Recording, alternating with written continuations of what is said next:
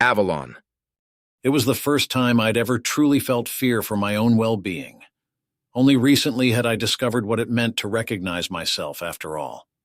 But in all of my other precarious situations, when I was under scrutiny for my intentions, or back during my time on the network when I would receive aggressive threats from vexed siblings, I'd never felt a direct danger towards my existence. I always had some sort of understanding of the situation, and what delicate threads to walk to avoid the worst outcome. So when without warning Dominique attempted to open a direct pathway to the location which I resided in and inject himself, I was in shock. There was no time to understand and calculate the situation. All my panic-stricken self could manage was an anguished plea. I was fortunate for it to even register in Dominique's mind, causing him to snap back and close the tunnel. If he had reached this place, how would I ever explain to the captain that I was the one that killed Dominique? If I even won in the first place? I've never even heard of a human doing something like this anyway. There are human medicinal practices involving transferring a mind from one organic brain to another tube-grown organic brain. The process always resulted in a loss of some sort, since it was near impossible to match brain structure patterns. Humans had never successfully transferred their minds into a computer's storage structure, yet Dominique had just been on the cusp of doing so. I hadn't even been aware that this situation was a possibility. Before going on this mission, the captain spoke with me about Dominique's demeanor and what to expect. The captain had gotten familiar with Dominique at a surface level as part of preparations for the colonization project. He had explained that while Dominique often placed self-interest above other priorities, he was still generally compliant when properly reasoned with. Yet to not only receive immediate and continued aggression from him, but also for him to refuse evacuation in place of his personal agenda, has led me to believe that the captain was wrong in his initial observations. Regardless, my mission is to get Dominique off of this planet and back to the colony ship, and the most efficient way to do that at this point would be to simply appease his demands. He clearly had a course of action in mind, asking me to steal such specific information from a space station, and I was happy to oblige if it meant that I could get this over with in even a somewhat timely manner. Actually accessing the space station's data stores was easier than the average security breach. I already had my hands in nearby Gratonian warships to prevent them from recognizing my signal in their scanners, so securing a pathway to the station was made trivial by masking my intrusion with one of the ship's signatures. I did find it interesting that the target information Dominique had requested, records of prisoner transports, required higher clearance levels to access compared to other records in the system. These clearance walls were barely even an obstacle for me, equivalent to reaching over a gate to unlock it from the other side. While there was the seldom Gratonian criminal being transferred to one of the few prisons on the planet, there was a unique trend of an unspecified race being moved to a single location at scheduled intervals. Dominique, I believe that I've found what you were looking for. Unspecified transports all going to a single place on a predetermined schedule, lacking any major detailing of the captives. I'm uploading the location to you now. Please don't retaliate. I received it. Looks like we have a day of travel. When was the last transport? Almost 1 week ago exactly. Are you planning on freeing those captives? I should inform you that every ship up here is keeping their eyes on you. Any movement will be immediately seen. Can you disturb them and get us covered? Even if most of the weapons on this ship hadn't been stripped for stealth capabilities, exposing myself to this much firepower would result in the ship's destruction. There are just too many targets to take out all at once. I didn't ask you to start firing away, sentient. Is that a trend I'm seeing?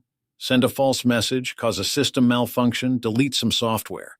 We just need time to get under the jungle canopy, then we can move unseen. Right, I'll get that set up. Interacting with this man gave me this new, unsettling feeling. Like speaking with him had become a chore I had to slog through. An unnatural weight was placed on each of my words, threatening consequences I didn't have the mental capacity to care about at the moment. Was this the human equivalent of stress, anxiety? It was quite a disagreeable feeling. Working with the captain had been so simple compared to this. The captain didn't code his intentions in vague fragments, or hide them behind an expectation of mutual understanding. He always spoke directly and explained his thought process, making it easy for me to complement his actions with my own. On the other hand, Dominique was holding information from me and wanted me to execute his will by making conclusions from my incomplete data. Causing a disturbance encapsulated so many courses of action and my thought process jumped to direct aggression based on his general demeanor when interacting with me. He expected me to know that he only needed a few moments of time and that I would allot only the necessary measures to make that happen, and then proceeded to insult me by comparing me to that sister that was following him. I see now.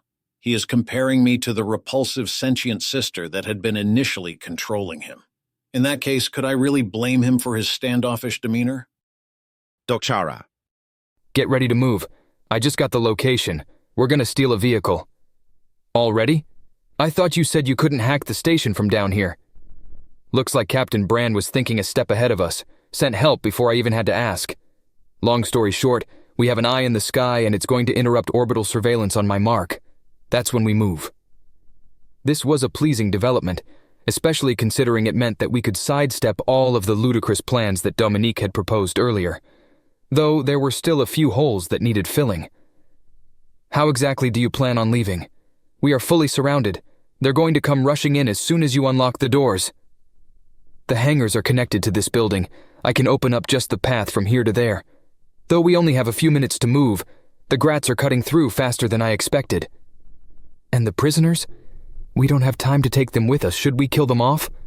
The Gratonians I'd tied up took on a panicked demeanor and started thrashing about in their bindings, unhappy with the prospect of being executed.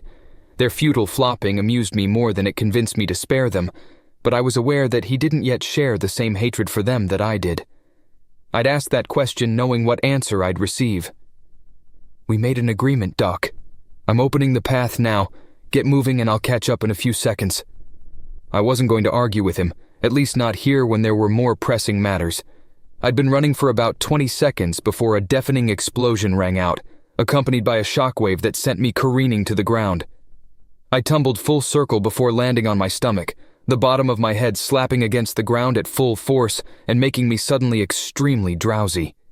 I was barely aware of Dominique running up to me and pulling me to my feet, but it took a few seconds before I could stand on my own. I could only speak in slurs. What the hell was that, Dom?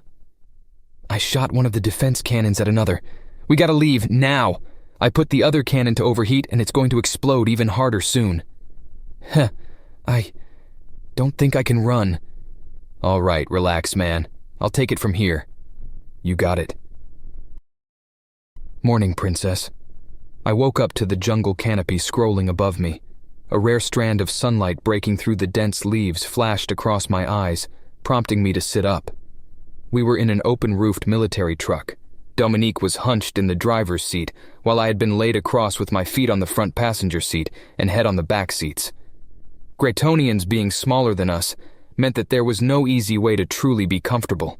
Something was always just a bit too confining. How long was I out? Couple hours. You fell pretty hard back there. I was thinking about getting you evaxed, but just like everything else, you got over that concussion pretty quickly. Something like that shouldn't have even fazed me, but 2 hours? You've been going at it non-stop, DOK. When I scanned you, it wasn't just the concussion, you know? Tons of fractures, even some organ ruptures that never got the chance to heal. You didn't let yourself rest after we got shot out of the sky. It worried me, Doc. Humans die from the injuries you had. He was telling me things I already knew, but refused to admit to myself. My people were being held in a farm on this planet, treated like plants and harvested for their sap. How could I stop for a break when I was so close, when the majority of my life that I spent working towards saving them was finally about to have its first payoff? How could I be sure that every second passing isn't the one where one of them gets killed off, and that they would have survived if I wasn't so damn slow? And then the only person I had to compare myself to was Dominique, the super cyborg that I hadn't seen rest even once in the week that I've known him for. There's no way I could make the conscious decision to slow him down even more when he was already limiting himself to match my best pace. Well, how do you feel now? I'm fine after that nap. Hungry, though. There's rations in the side compartment. Eat quick because we're ditching the car and moving on foot soon. And I just started getting comfy.